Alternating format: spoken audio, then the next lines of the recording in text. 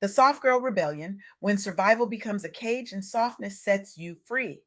Welcome to Soft Girl Era, the sacred pause Black women have been waiting for. I'm your host, LeAnne Dolce, pronounced Dolce, like sweet softness whispered in French. And I'm here to guide you from burnout to boundaries, from doing to being, from strong to soft, in loving every second of it. Today, I had the privilege of sitting down with Lisa Cuffie, a woman whose courage, clarity, and commitment to truth are reshaping how we think about health advocacy, especially for Black women navigating life threatening diagnoses. Lisa is not just surviving, she is rewriting the narrative, demanding better, and showing us all what it means to trust yourself when the system fails you. Her impact on making the world a better place is undeniable, and the insights she shared with me are nothing short of life changing. So let me ask you something. Have you ever been told you were fine when every cell in your body screamed otherwise?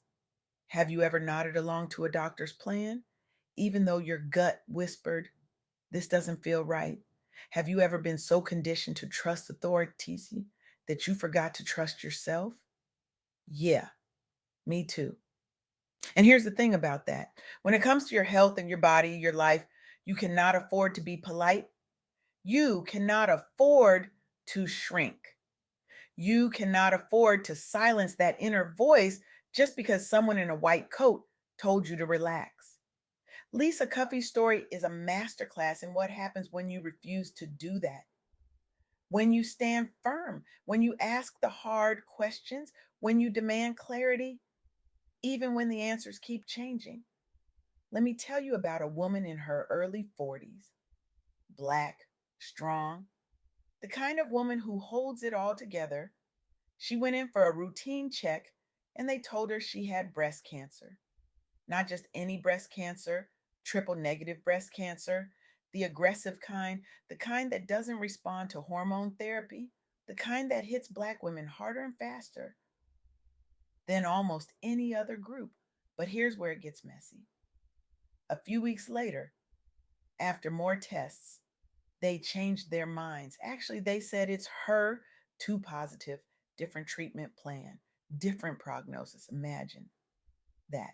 Imagine being told your life is on one path, and then suddenly when it's on another, and you're supposed to just, what? Trust the process? She didn't. She sought a second opinion at a major cancer center. They ran advanced genetic testing. They clarified her diagnosis. They gave her access to a clinical trial for immunotherapy. And because she trusted herself enough to question the first answer, she got the treatment that actually matched her disease. That's not luck. That's self advocacy. That's knowing your life is worth the inconvenience of asking again. And here's what Lisa Cuffey wants you to remember from our conversation: trust your own judgment when it comes to your health. Misdiagnosed happen, pathology reports conflict, treatment plans shift. And if you are a Black woman in this country, you are statistically more likely to be dismissed, undertreated, or misdiagnosed. So you have to show up for yourself. You have to ask questions. You have to demand clarity. You have to seek second opinions without apology, because your life, it's not a dress rehearsal. The woman I just told you about didn't stop at saving her own life. She became an advocate for diagnostic accuracy. She now volunteers to help other women navigate the healthcare system. Her experience raised awareness about the importance of second opinions and led to improved diagnostic protocols at her original hospital. She turned her confusion, her fear, her near miss into a movement. She turned survival into service. That's what happens when you refuse to be silent. That's what happens when you trust yourself more than you trust convenience. Now, let's talk about what happens after the diagnosis. Let's talk about treatment. Let's talk about the part nobody warns you about, the part where the cure feels worse than the disease. There was a Black entrepreneur thriving in her business, living her purpose. When she was diagnosed with triple negative breast cancer, they put her on a chemotherapy regimen so brutal it's nicknamed the Red Devil. and it lived up to the name. Severe dehydration, hospitalizations, a quality of life that tanked so fast she had to close her business. Let me say that again. She had to close her business, not because she wanted to, not because she was weak, but because the treatment designed to save her life was destroying everything she had built. And this is where we have to get real. Triple negative breast cancer is aggressive. The treatments are harsh. And for Black women who are more likely to be diagnosed with this subtype and at younger ages, the physical, emotional, and financial toll is staggering. But here's what saved her: community. She joined a support group for Black women with breast cancer. And in that space, she found something medicine couldn't give her: understanding, validation, practical advice, emotional strength. A place where she didn't have to explain her pain or justify her exhaustion. She worked with her care team to adjust her treatment plan. She learned to advocate for her quality of life, not just her survival. And after treatment, she didn't just heal, she became a voice. She shared her story publicly. She advocated for more culturally competent care. She helped create new resources for Black women in her city, including support networks and educational workshops. That's what Lisa Cuffie wants you to know. Be selective and proactive about your treatment options. Learn about all available therapies, ask about clinical trials, weigh the risks and benefits with your care team, and do not be afraid to say, "This treatment is not working for me. What else is available?" You are not a passive participant in your own survival. You are the CEO of your health. Act like it. This woman didn't just survive chemotherapy, she survived the loss of her identity.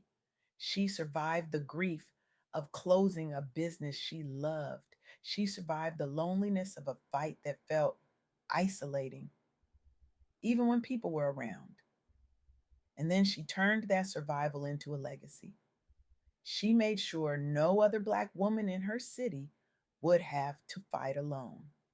She made sure the next woman would have resources, would have community, would have a voice before she even needed to find her own. That's not just resilience, that's revolution. Now, let's talk about something we don't talk about enough: genetics, family history, the invisible inheritance that shapes our risk long before we ever feel a lump or see a scan. There was a Black woman who knew breast cancer ran in her family. Her mother died from it, her aunt died from it, but she had never considered her own risk. Not really. Not until she was diagnosed with triple negative breast cancer and genetic counseling revealed she carried a BRCA1 mutation, a mutation more common in Black women, and one that significantly increases the risk of this aggressive cancer. Armed with that knowledge, she made a decision: a double mastectomy, enrollment in a clinical trial for targeted therapy, early intervention that improved her prognosis and gave her a fighting chance.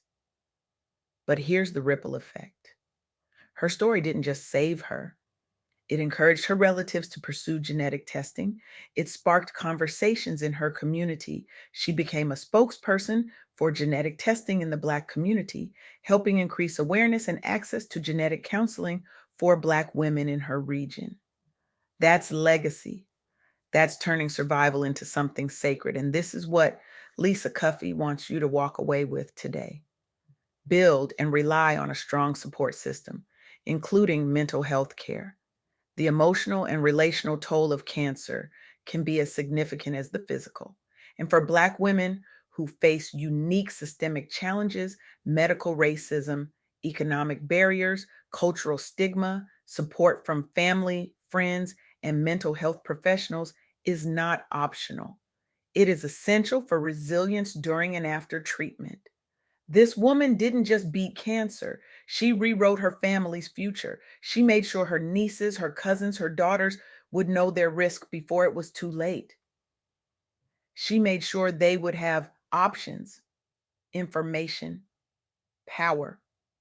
She took the grief of losing her mother and her aunt and turned it into a gift for the next generation. That's not just survival, that's transformation.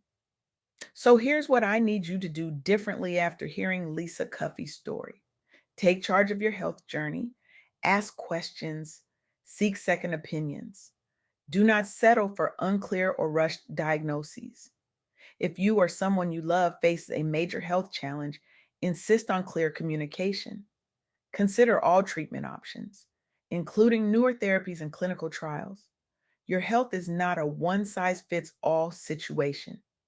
Demand personalized care and prioritize your mental health. Seek community. Do not hesitate to reach out for emotional support, whether through friends, family, therapy, or support groups. Your well being is just as important as your physical treatment. Healing is not just about surviving, it's about thriving. Because here's the truth: you are not required to carry the weight of the world on your shoulders while your body is fighting for its life. You are not required to be strong all the time. You are allowed to be soft. You are allowed to rest. You are allowed to ask for help. You are allowed to say, I need support without guilt, without apology, without explanation. That is your soft girl era. That is the sacred pause. That is the deep exhale from the Superwoman script. Lisa Cuffie's story is a reminder that survival is not just about making it through. It's about making it through with your voice intact, with your agency intact, with your sense of self intact. And if you are a Black woman listening to this right now, I need you to hear me. Your experiences matter. Your voice matters. Your intuition matters. The healthcare system may not always see you, but you see yourself. And that is enough to start demanding better. So trust yourself. Advocate for yourself. Surround yourself with people who will fight for you when you're too tired to fight for yourself. And remember that softness is not weakness. Softness is the radical act of choosing yourself. Even when the world tells you to keep going, keep grinding, keep surviving. Here's the part that makes me angry, and I want you to feel it too. Because anger, when it's righteous, when it's rooted in truth, is fuel. We live in a world that has conditioned Black women to be indestructible, to be the backbone, to be the caretaker, to be the one who holds it together when everyone else is falling apart. And we've done it, we've shown up, we've sacrificed, we've survived, but survival should not be our ceiling, it should be our floor.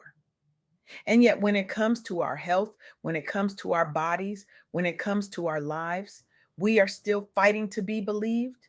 We are still fighting to be heard. We are still fighting to be treated with the same urgency, the same care, the same humanity as everyone else. That is not okay. And I refuse to normalize it. Lisa Cuffie refuses to normalize it. The women whose stories I shared today refuse to normalize it. And I need you to refuse to normalize it too. So here's my challenge to you. And I mean this with everything in me. The next time you feel something is wrong with your body, do not let anyone dismiss you. Do not let anyone rush you. Do not let anyone make you feel like you're overreacting or being difficult.